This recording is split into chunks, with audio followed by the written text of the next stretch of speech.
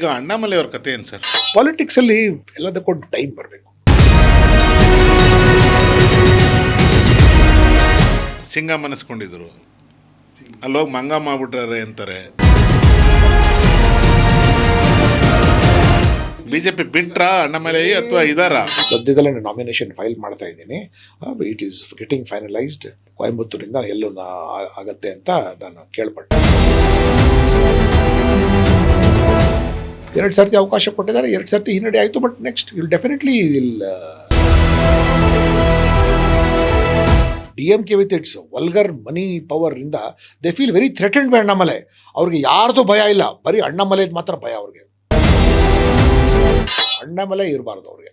So ನಮಗೆ ಅಣ್ಣಾಮಲೈ ಬೇಕು. ಈಗ ಅಣ್ಣಾಮಲೈ ಅವ್ರ ಕತೆ ಏನು ಸರ್ ನಿಮ್ಮ ಪಕ್ಷದಲ್ಲಿ? Annamalai is a brilliant point. ನನ್ನ ಹತ್ರ ಈ was SP in coastal security. ಮತ್ತು ಮುಂಚೆಯಿಂದನೇ ಅಣ್ಣಾಮಲೈ ಹೇಳ್ಕೊಟ್ಟೆ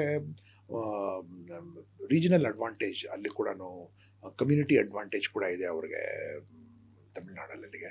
ಮತ್ತು ಪಾಲಿಟಿಕ್ಸಲ್ಲಿ ಎಲ್ಲದಕ್ಕೊಂದು ಟೈಮ್ ಬರಬೇಕು.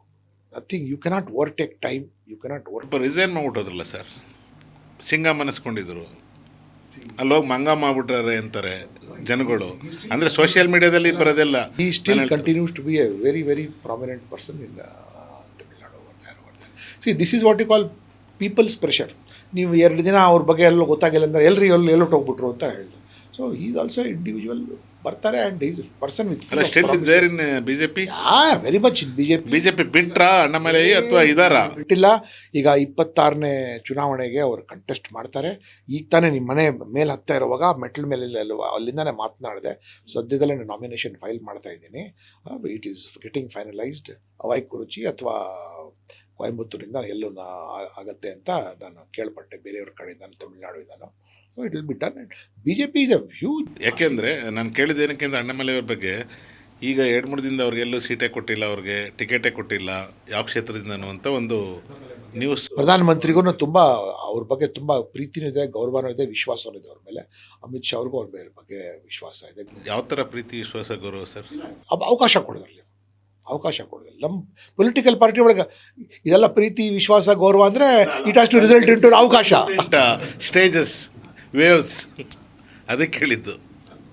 2 ಸರ್ತಿ ಅವಕಾಶ ಕೊಟ್ಟಿದ್ದಾರೆ, 2 ಸರ್ತಿ ಹಿನ್ನಡೆ ಆಯಿತು. But next will definitely and DMK with its vulgar money power ಇಂದ they feel very threatened by Annamalai. ಅವ್ರಿಗೆ ಯಾರ್ದು ಭಯ ಇಲ್ಲ, ಬರೀ ಅಣ್ಣಾಮಲೈದು ಮಾತ್ರ ಭಯ ಅವ್ರಿಗೆ ತಮಿಳ್ನಾಡಲ್ಲಿ.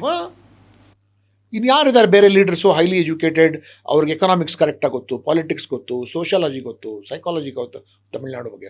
ಉಳಿದವರೆಲ್ಲ ಏನು ಫಿಲ್ಮ್ ಲ್ಯಾಂಡಿಂದ ಬಂದು ಸುಮ್ಮನೆ ಅವ್ರದ್ದೆಲ್ಲ ಈ ಸೋಡಾ ವಾಟರ್ ಎಂಥೂಸಿಯಾಸಮ್ ಅವ್ರದ್ದೆಲ್ಲ.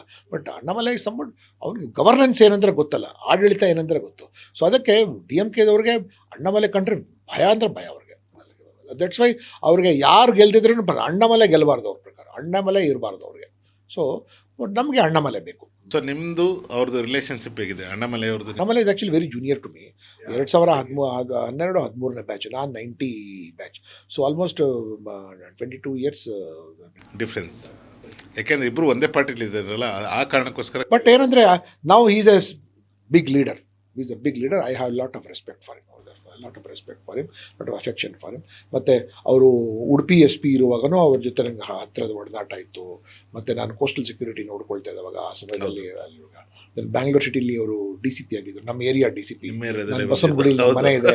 ಸೊ ಅವರು ಸೌತ್ DCP ಆಗಿದ್ದರು, ನಾನು ಸೌತ್ DCP ಆಗಿದ್ದೆ ಭಾಳ ವರ್ಷಗಳ ಹಿಂದೆ. ಸೊ ಯಾರ್ಯಾರು ಸೌತ್ DCP ಆಗ್ತಾರೆ ಸ್ವಲ್ಪ ನಮಗೆ ಅವ್ರ ಬಗ್ಗೆ ಸ್ವಲ್ಪ ಜಾಸ್ತಿ, ಯಾಕಂದರೆ I was myself south DCP.